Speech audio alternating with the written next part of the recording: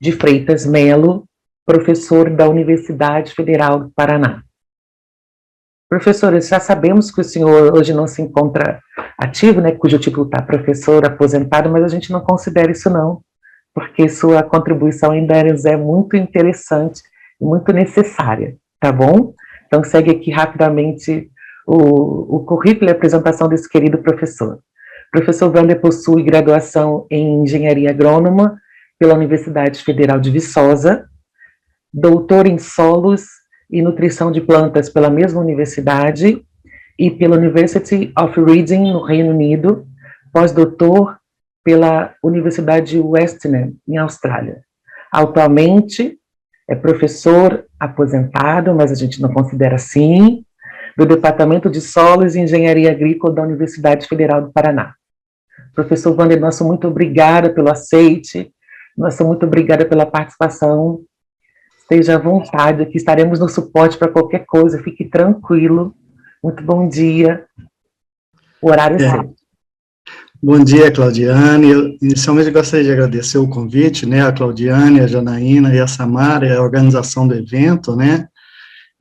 Vocês estão contribuindo para desenferrujar o velhinho, né, porque, como aposentadoria, eu parei de dar aula, então a gente fica com uma saudade danada de falar, né.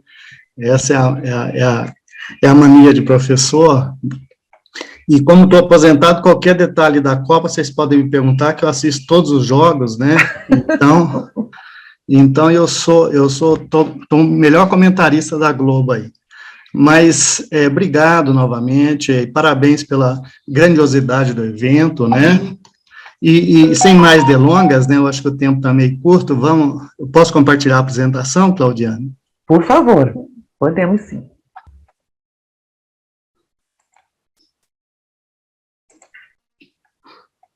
Eu não sei se vocês já estão vendo. Sim, estamos vendo. Colocar em tela cheia, isso, né? Isso.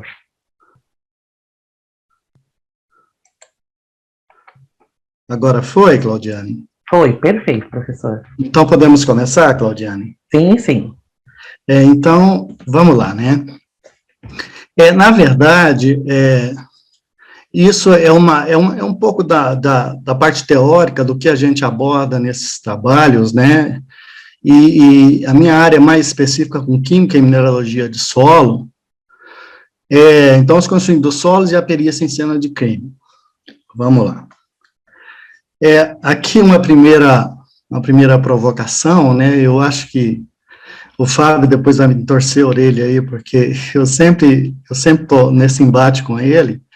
Na verdade, o termo certo seria o quê? Geologia forense ou pedologia forense? Puxando sardinha para minha lata, né? O termo correto seria pedologia forense, né? Porque a gente trata aqui desse corpo, né? Que é o solo, né? A geologia forense estaria nesse ambiente aqui de rocha, de material de origem do solo, né? E aqui, além de não deixar vestígio, isso aqui teria menos importância para vestígio de solo em cena de crime, né? Então, a gente trabalha, para isso aqui se transformar nisso, né, a gente tem que ter a pedogênese, né? Então, por isso que a gente trata mais como pedologia forense, e o principal processo de passagem da rocha para o solo é o intemperismo, né? Aqui um outro exemplo também de pedogênese, né, que, por exemplo, não adianta você pegar um pedaço de folha numa cena de crime, que isso aqui não vai deixar resíduo, a não ser o pólen, né, que já foi a palestra que a gente já assistiu, mas o que interessa para a gente é a matéria orgânica umificada e decomposta, né? Então, isso aqui também é um processo de pedogênese, né? Então, só em termos do que realmente são esses dois compartimentos que a gente estuda. Só um detalhe aqui, né, ou seja, só para vocês terem uma ideia da dinâmica, né, de formação de solo. Então, a gênese do solo é em função da combinação de 5 fatores com 4 processos. Então, vocês imaginam uma combinação dessa magnitude, o que resulta? Numa diversidade enorme de solos. Aqui nós temos um mapa de solos do Paraná, vocês podem perceber a grande quantidade de classes de solo. Aqui em foto nós temos as 13 ordens, né, primeiro nível categórico do Sistema Brasileiro de Classificação do Solo, nós temos 13 ordens de solo. Então, essas 13 ordens, está aqui, e a classificação do sistema de espinha de peixe, né, ela vai abrindo. Dessas 13, no segundo nível nós temos 43, no terceiro nível 193, no quarto nível 812 classes de solo. Então, na natureza, no Sistema Brasileiro de Classificação de Solo, nós podemos ter 812 tipos diferentes de solo. Então, isso aí vocês já podem perceber a importância forense disso daí, né? Mas o objeto aqui da nossa conversa hoje é a fase sólida do solo. Ou seja, de que esse solo... Se a gente pegar aqui, nós temos horizonte A, horizonte B, que é esse mais vermelhinho, e horizonte C, que parece mais com a rocha ou material de origem, né? Aqui é o solo tipo de Curitiba, região metropolitana de Curitiba, que é um campo de solo formado de argilito. Aqui parece, nós temos aqui um horizonte parecido com o material de origem, né? Então aqui os 3 horizontes, e o que tem nesse solo? Matéria orgânica, mais no horizonte superficial, né? E o resto matéria mineral.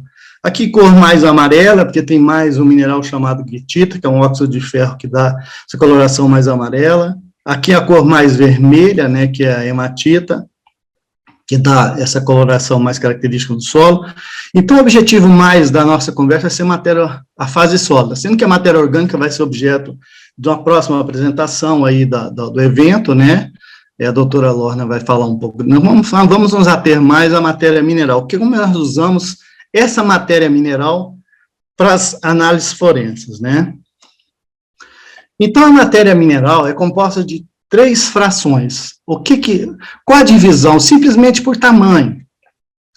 O solo é composto, então, se a gente passar o solo numa peneira de 2 milímetros, a gente tira o cascalho, tira calhau, tira matacão.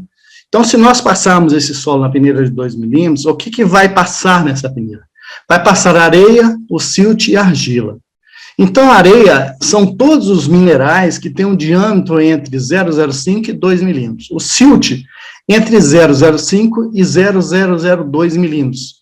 E a argila é toda a fração, todo mineral que tem um diâmetro menor que é 0,002 milímetros ou 2 micrômetros. Então, tudo que tem abaixo de 2 micrômetros está na fração argila do solo. Então, a argila do solo nada mais é do que um tamanho de fração. Então, a menor fração, que é a fração microscópica, para você ver uma fração argila só em microscopia eletrônica, principalmente de transmissão, eles têm que ampliar e dar ordem de 100 mil vezes, ou seja, é enxergar 1 centímetro do tamanho de 1 quilômetro, ou seja, ampliação de 100 mil vezes, para você enxergar uma partícula de argila. Então, essa fração é que é mais... que a gente centra esforços mais, ela é mais responsiva às análises forenses, ou seja, para fazer um rastreamento de vestígio de solo. Aqui está um suspeito muito descuidado, né? Ele sujou todo o sapato dele, então isso aqui fica fácil da gente fazer esse rastreamento, que a quantidade de amostra aqui é uma quantidade razoável, né? E principalmente porque, além da fração argila ser a fração de maior diversidade mineralógica, a assembleia mineralógica da argila é muito ampla, tem muitos minerais nessa fração, ela também tem a capacidade, a área superficial específica é muito elevada e ela tem cargas na superfície, então a aderência, ela tem uma capacidade de adesão a outras superfícies muito grande, né? Nada mais é do que o nosso barro, o famoso barro do solo, né? Aqui só para que a gente... Então, o que interessa? Então, nós saímos da geologia, né, e vamos para a pedologia.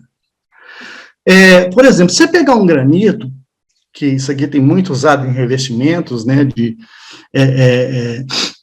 shopping, de revestimento da casa da gente, isso é uma pedra bastante usada em revestimento, que é o granito, e também é muito comum como material de origem de solos, né, toda a Serra do Mar, por exemplo, aqui, que se estende desde o Paraná até a região sudeste, é formada de granito gneiss, né, ou os migmatitos. Então, se nós pegarmos um granito como material de origem, ou seja, ele foi exposto à superfície da Terra inicialmente, está aqui, Esse granito não tem argila, ou seja, se a gente conseguisse desintegrar fisicamente esse granito, separar todas as partículas dele, todas essas partículas estariam, por exemplo, do tamanho areia, até 2 milímetros. Então, se o solo fosse só em temperismo físico, o solo teria 100% de areia. Ou seja, o granito dissociado ou individualizado dos minerais teria areia. Mas o que entra aqui? Entra a pedogênese, que vai transformar areia em silt e areia em argila, principalmente, que é o objeto da nossa conversa de hoje. Então, por exemplo, vamos pegar esse mineral que tem no granito, que tem em abundância no granito, que é um feldspato potássico, que é este de cima aqui. Esse mineral não vai sofrer só em temperismo físico, mas vai sofrer em temperismo químico. Então, água e temperatura com acidez começa a atacar quimicamente esse mineral, dissolvendo ele de fora para dentro, e esse processo de dissolução vai liberando silício. O que tem nesse feldspato potássio? Silício, alumínio e potássio. O silício e alumínio, na solução do solo, eles vão se recombinar e formar um mineral que não existia no granito, que agora tem o tamanho argila. Por exemplo, a caulinita, que é o principal mineral de solos do mundo inteiro, ou seja, o principal mineral dos solos, aí, principalmente do Brasil, é a caulinita disparadamente. Então, vocês podem perceber, nós saímos de 1 milímetro para 100 nanômetros. Então, esse mineral aqui, microscopia eletrônica, aumenta de 100 mil vezes, nós estamos vendo uma partícula de caulinita, que tem silício e alumínio, ou seja, é um mineral alumínio silicatado.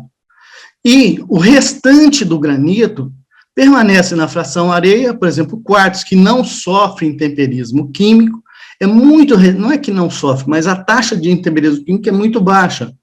Então, esse mineral permanece na fração areia, está aqui, e isso vai ser a areia do solo. Se nós pegarmos dois ambientes, por exemplo, o granito e o basalto, a comparação, será que essa formação de argila, então, é indefinida? Toda a rocha vai para a fração argila, todo solo, então, tem 100% de argila, porque todos os minerais que tem no material de origem irão se dissolver, liberar elementos para a solução do solo, eles vão se recombinar e formar argila? Não. Tem um limite para isso aí, ou seja, a formação de argila, quem que determina esse limite? Principalmente o quartzo.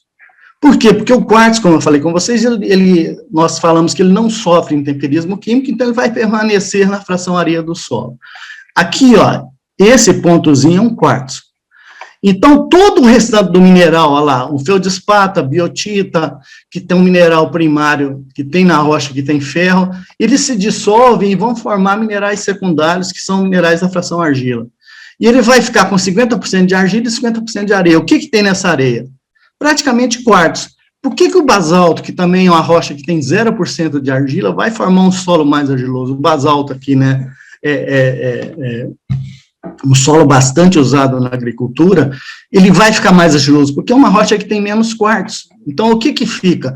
O pouquinho de quartzo que tem na rocha e um pouquinho de magnetita, que é um outro mineral também muito resistente ao intemperismo. Então, assim é o processo de formação de argila no solo, ou seja, a partir do material de origem, a partir da rocha. Então, o nosso foco aqui é a fração argila. Aí, o que interessa para a gente? A terra fina seca ao ar. Então, nós vamos pegar o nosso solo, primeira coisa que nós fazemos no laboratório. A gente vai lá no campo, então, na cena de crime, amostra ou as referências que a gente toma na região, amostra o solo, passa na peneira de 2 milímetros. Porque o que interessa para a gente é apenas a terra fina que nós chamamos seca ao ar. Seca ao ar eu sei que em estufa 40 graus centígrados, é a mesma coisa. Então, nessa peneira de 2 milímetros, o que nós retemos? Cascalho, que é a partícula de 2 milímetros a 2 centímetros. O que interessa para a gente está aqui, ó, terra fina seca ao ar, que é areia, silt, argila e matéria orgânica. Aqui é que a gente faz todas as análises agronômicas, análises forenses, então, principalmente, é concentrada nessa terra fina seca ao ar. Então, a primeira providência é secar o solo, passar na peneira de 2 milímetros e obter essa fração terra fina seca ao ar. O que nós podemos... A primeira coisa que a gente pode pensar, análise nessa terra fina seca ao ar, são as análises de rotina para a gente na área agronômica, que são as análises de fertilidade, por exemplo. O que é fertilidade? É se o solo Se o solo é muito... Primeiro, ou seja, o solo, a fração argila e a matéria orgânica, que são as frações coloidais do solo, o que elas têm? Que é o potencial produtivo do solo, que é a vida realmente do solo, são as cargas elétricas. Então, a superfície das argilas é composta de bastante carga elétrica negativa e positiva, que eu só representei as negativas. Aqui é um mineral chamado esmectita, que está na fração argila, ou seja, tem menos de 2 micrômetros de tamanho, e ela tem bastante carga negativa na superfície dela, está aqui. O que acontece com essas cargas negativas? Vão atrair cargas positivas, que são os cátions que tem no solo. Aqui, e esses cátions, o solo pode estar fértil. O que é um solo fértil?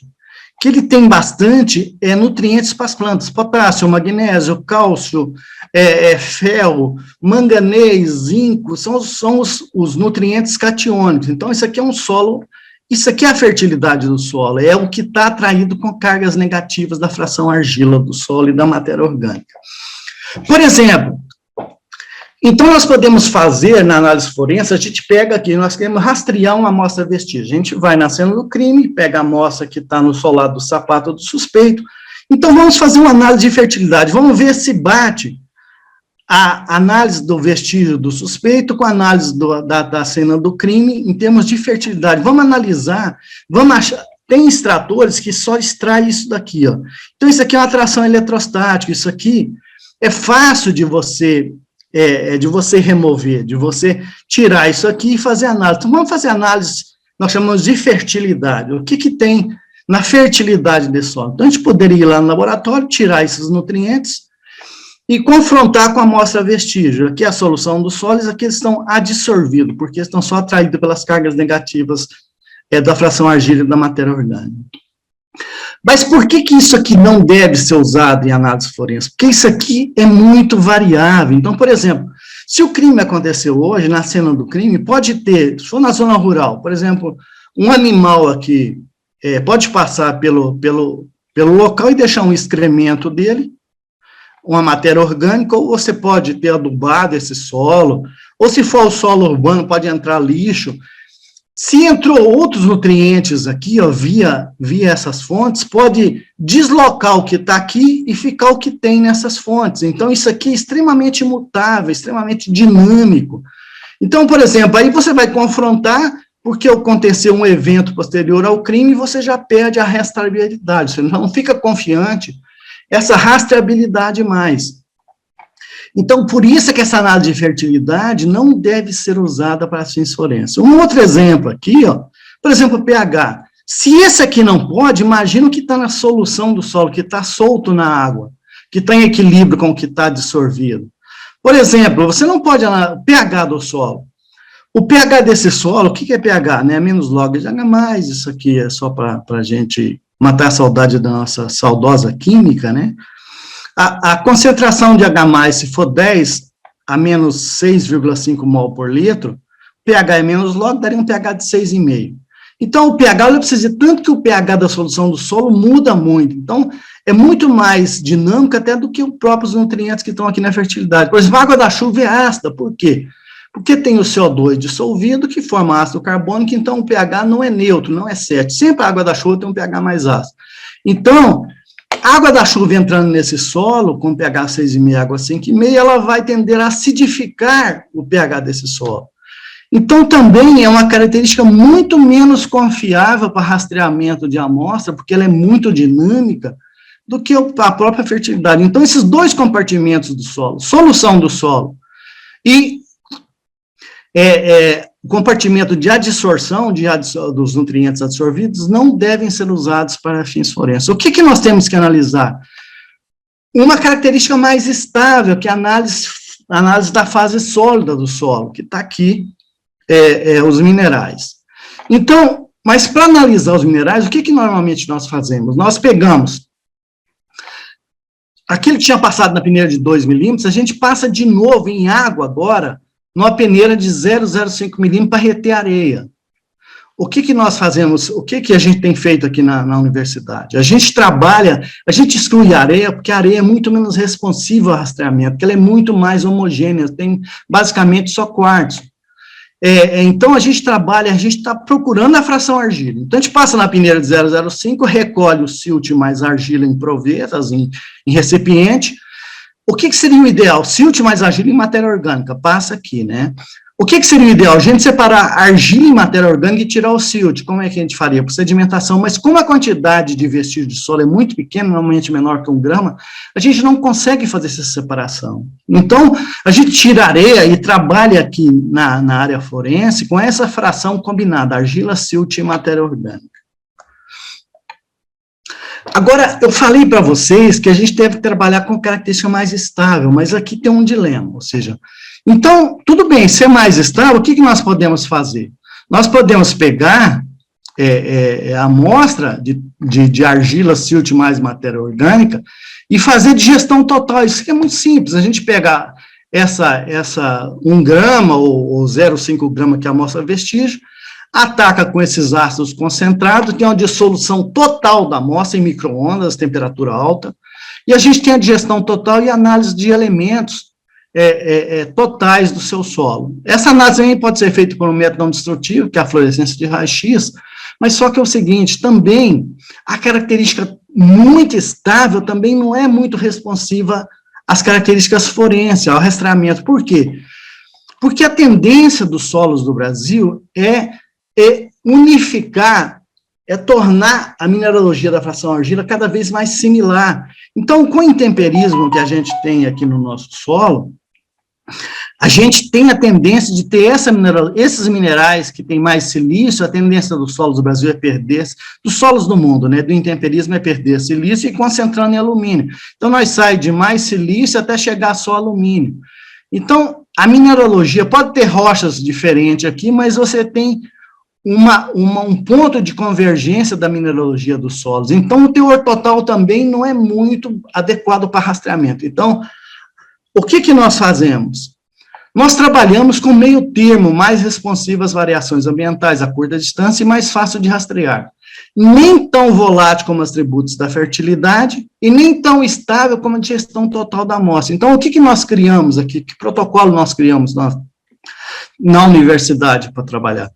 Nós, por exemplo, aqui, ó, em Curitiba, se o crime foi no ponto 2, que é um bairro de Curitiba, mas o suspeito fala que esteve no ponto 1, como é que você vai colocar o suspeito no local do crime? Se por exemplo, se o ponto 1 com 2 é a mesma rocha, é o argilito da formação Gueirituba, a mesma classe de solo, cambissolo ácido, TB distrófico típico. Então, no ponto 1 como no ponto 2, as características mais estáveis que nós referimos lá é a mesma, ele tem o mesmo teor de caulinita, a mineralogia da argila é a mesma. Caulinita, gibsita, goetita, hematita e matéria orgânica. A mineralogia da fração argila mais a matéria orgânica é a mesma. Então, se a gente fizer aquela digestão total, nós não vamos discriminar esses dois ambientes, 1 e 2. O que nós criamos, então, aqui, o protocolo? Nós estamos no meio termo. Aqui está as características estáveis, que são os minerais aqui. Os minerais muito mais estáveis, gibsita, hematita, né, esse aqui da cor vermelha é o solo, e aqui está as análises de fertilidade. Então, aqui mais volátil até o extremo da direita, que são as características mais estáveis. Nós trabalhamos com meio termo, que são os minerais amorfos, que dão origem aos cristalinos. Então, isso aqui são muito mais responsivos. Por exemplo, se o terreno 2 tem um pouquinho mais de umidade, os minerais cristalinos não vai mudar, mas os minerais amorfos vão. Então, a gente analisa, por extrações químicas, esses minerais intermediários, que são os minerais que mudam mais no ambiente. Isso aqui muda, mas são milhares, é tempo geológico, são milhares, centenas ou milhares de anos para você mudar esses minerais aqui, os minerais cristalinos. Esse aqui não, a mudança é muito mais responsiva ao ambiente. Então, a primeira extração que a gente que a gente usa da literatura e adaptou para fins forenses, que é a extração com oxalato de amônio, que extrai o óxido de alumínio amorfo e o óxido de ferro amorfo, que é o precursor da gibsita e o precursor da hematita, né? E assim por diante. Então, nós usamos uma outra extração de minerais. Nós não extraímos a caulinita, nós extraímos o precursor dela, que é a extração mais amena, né, com menos energia, para extrair esse precursor da fração argila. Outra extração também que a gente usa bastante, que é amorfos, associados com a matéria orgânica. Então, o ferro e alumínio associado com a matéria orgânica numa forma amorfa, nós extraímos com a extração de pirofosfato. Então, essas extrações, nós, a primeira vez que nós usamos esse protocolo de extrações de minerais amorfos, nós começamos em 2004. Em 2004, eu fui procurado pela perita criminal do Estado do Paraná, da Polícia Científica, no Estado do Paraná, Leira Chama Barbar, para fazer mestrado nessa área. Eu me assustei no início, né, porque é uma área que eu nunca tinha trabalhado, mas envolve a mineralogia, a química do solo, né? Então, a gente topou esses desafios. Então, isso aqui gerou um primeiro trabalho.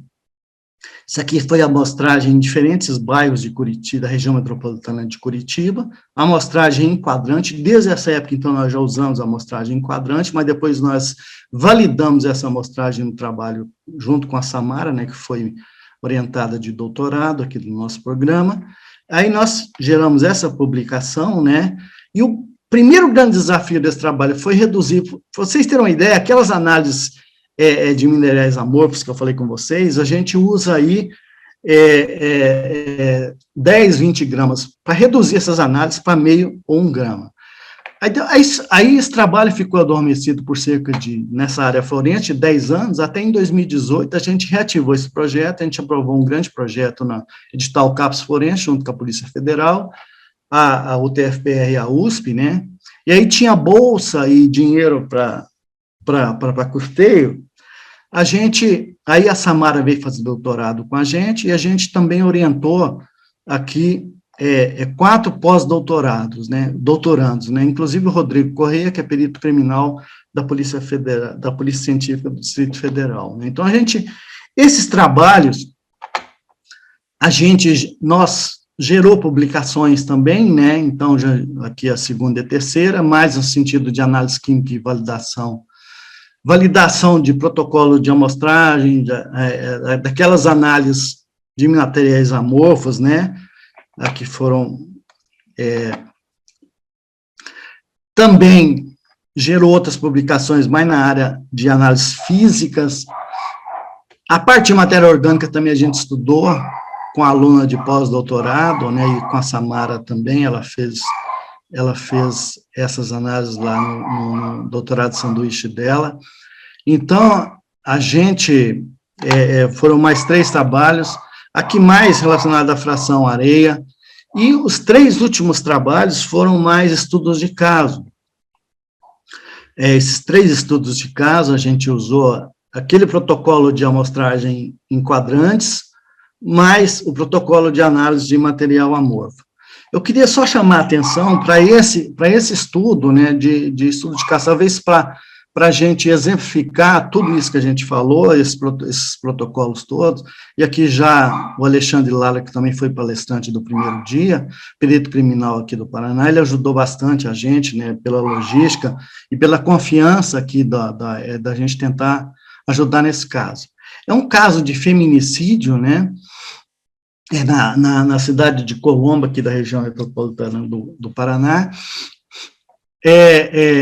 Em 2008, em maio de 2008, uma moça, né, de nome Andriele, ela desapareceu de Colombo. A última imagem que tem é do ex-companheiro dela, né, deixando o apartamento dela de madrugada em uma câmera de segurança, e ela desapareceu. Aí, é claro, o primeiro suspeito foi ele, foram atrás, ele falou que deixou ela num bairro de Colombo mesmo, e que nunca mais viu ela. Depois de 1 mês e meio, acharam o corpo da Andriele na Serra do Mar, que é a cidade da Estrada Graciosa, que tem uma descida bastante íngreme, né, está aqui amarrado numa corda para ir até o corpo, e o corpo foi achado a 30 metros numa trilha aqui. Aí, então, de desaparecimento passou a ser um homicídio, né? Está aqui. Então, a distância, em torno de 50 quilômetros, de Colombo até a Serra do Mar, onde foi achado o corpo. Nesse meio termo, o carro do suspeito, não, ele foi condenado, né, do assassino, ele foi apreendido na Polícia Civil aqui de Colombo, e o Alexandre Lara chamou eu e a Samara, né, nessa época a Samara fazia doutorado comigo, nós fomos lá no carro e amostramos o retrovisor e o paralama aqui, tinha um pouquinho de amostra, então nós juntamos essas duas amostras, deu 0,7 gramas, muito pouca amostra para análise, né?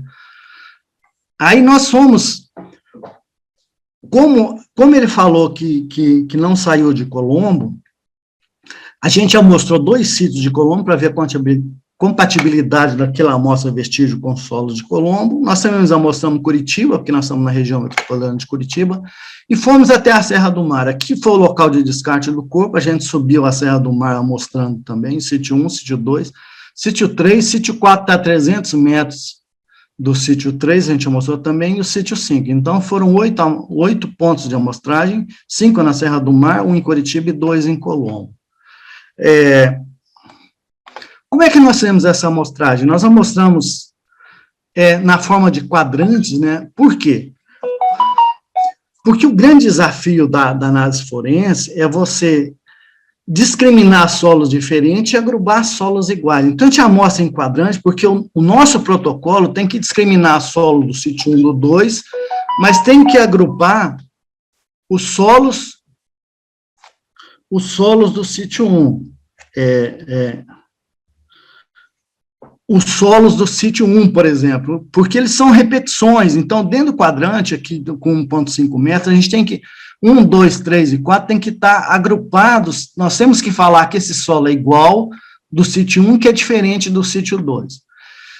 E no sítio 3, além de mostrar em quadrante aqui, ó, vocês podem perceber que no sítio 3 não tem como deixar vestígio de solo.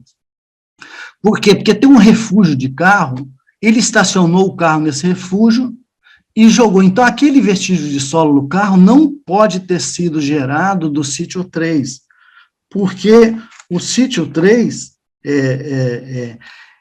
ele é pavimentado. Então, o que nós fizemos?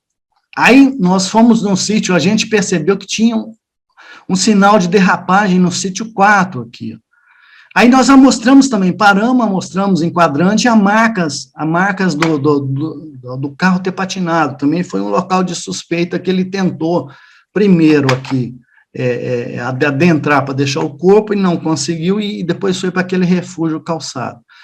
Nesse sítio 4, o perito Alexandre Lara também ele viu a compatibilidade das ranhuras do rodado do pneu com as ranhuras da marca ali, né?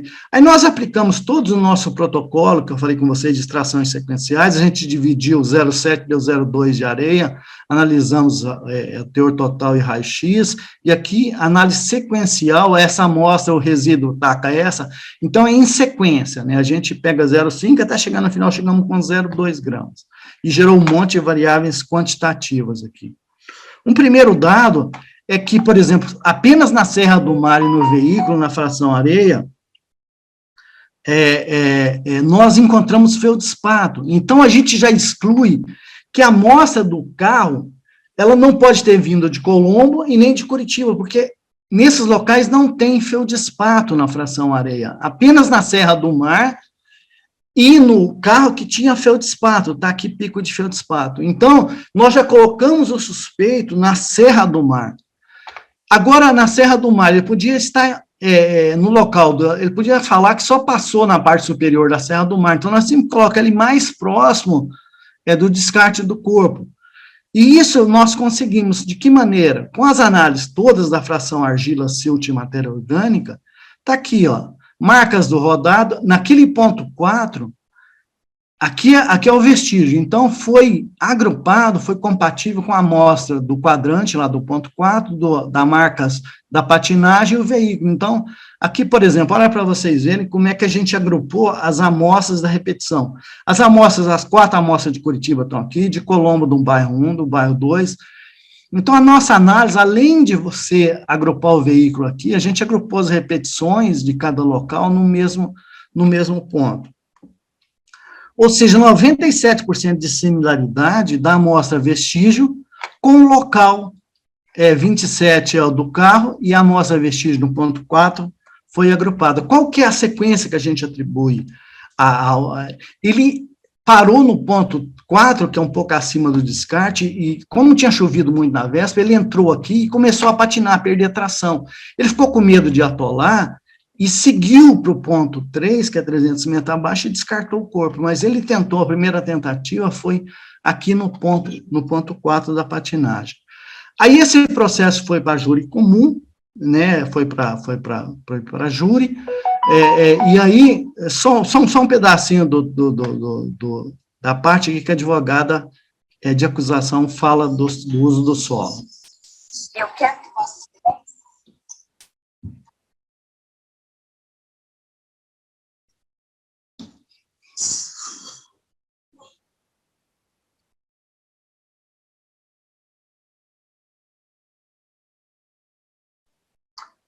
Professor, É bem curtinho o vídeo, um minuto porque... só. Não, sim, é porque nós não estamos conseguindo ouvir, não sei se os demais convidados estão, mas a gente não consegue ouvir.